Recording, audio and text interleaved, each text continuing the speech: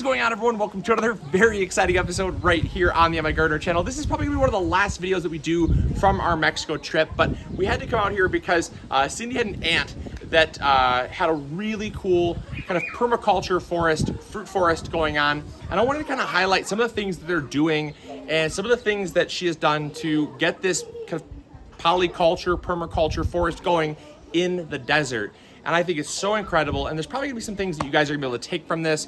But me especially, I love to always look at what people are doing. Different cultures, different regions, different gardening styles. Gardening is not a one-size-fits-all solution. And part of being, people always call me a guru, right?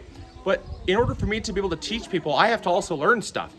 Information I don't just like absorb it as I'm sleeping through osmosis, right? I have to experience it. And that's how I've learned so much of the things that I've learned, is getting out there and just experiencing, asking questions and talking to people. And so I just wanted to just bring this episode out to you guys because I'm so passionate about learning and just seeing what people are doing. So with that being said, let's check out the first plant here.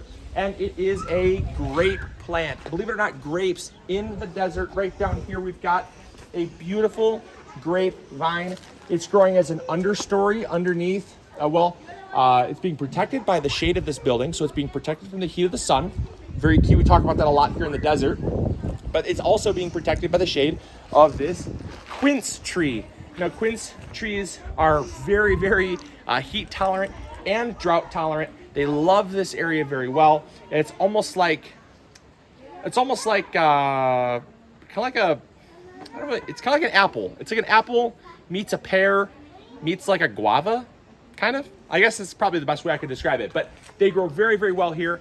And as you'll notice, one thing that's kind of consistent throughout is that the plants that are very native to this region, that are very drought tolerant, they don't have any problem at all just growing them right at ground level as they are with no irrigation. However, plants that they brought in that are kind of more like ornamental or not grown in this region, you'll notice they have a basin.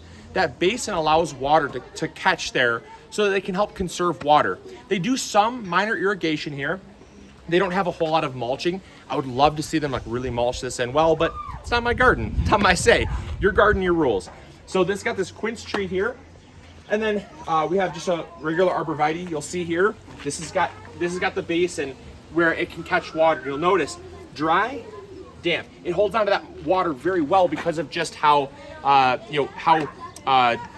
would say dense the soil is, but how, there's a lot of clay content. So it holds onto that water really well when there is water. The next tree you'll see is a banana. So bananas do really well here. And you'll notice every single year, they keep chopping it down. Whenever it fruits, they'll chop it down and then it'll regrow new pups. Those side shoots will regrow, mature, and grow bananas. But these are probably, I would say, like maybe 1 or 2 years old, pretty young still, so not quite fruiting size. But as the rainy season comes, they'll get a lot of that water and grow very quickly, and probably, they may fruit this year, but probably next year. Yeah, doing very well. And you can see here all these little pups here, all these little side shoots where they're growing. But it's a beautiful specimen, beautiful specimen. But then coming over here, have a couple more ornamental trees. But then this is a apricot tree, or apricot, just in bloom right now. Tons of beautiful honeybees pollinating. So cool. I mean, you're in the middle of a desert, and people think, how could there be life in the middle of a desert? There is lots of life in the middle of a desert. And part of it too is if you build it, they will come. So lots of beautiful honeybees. And you'll notice here as well, no irrigation, but they do have a tiny bit of a basin here to help catch that water, which is kind of a common theme you'll see in the desert. Over here is a giant fig, you guys, a giant fig. This tree is absolutely massive. I couldn't even tell you how old this is, but based on the trunk, this thing is probably, I would say, at least 20 to 30 years old. This thing is super, super dense, absolutely amazing, and it's got some figs on it. You see little figs? Check that out, little figs there. There's another fig there, another fig there. So this is beautiful, but this is a common example of a really arid loving plant. No irrigation needed. They do have a tiny little bit of a basin there, but they don't really need to water these because they love that arid, dry environment. You can treat figs basically like you can treat almost like a cactus. They can tolerate really, really harsh conditions and do very well. Now coming over here, you can see they've got a couple other plants. They just got started. This is a younger fig here, younger fig. And one thing that they do when they're first getting them established is they tie them up, because Mexico has what they call like the windy season, and it's just before the rainy season. So the younger trees, they do tie up because obviously you don't want them snapping. But this is a really young tree. And then over here, this is some type of either a peach or a nectarine. I'm not sure, I didn't ask, but you'll notice, see, got a nice ditch there, nice trench to catch that water, that basin. Really helps to keep these trees happy and alive when there is water. It also helps conserve the water. Now coming over here, you have the star of the show. This is the reason why we came here, and I'm so stoked about it. And it is the Ponderosa Lemon.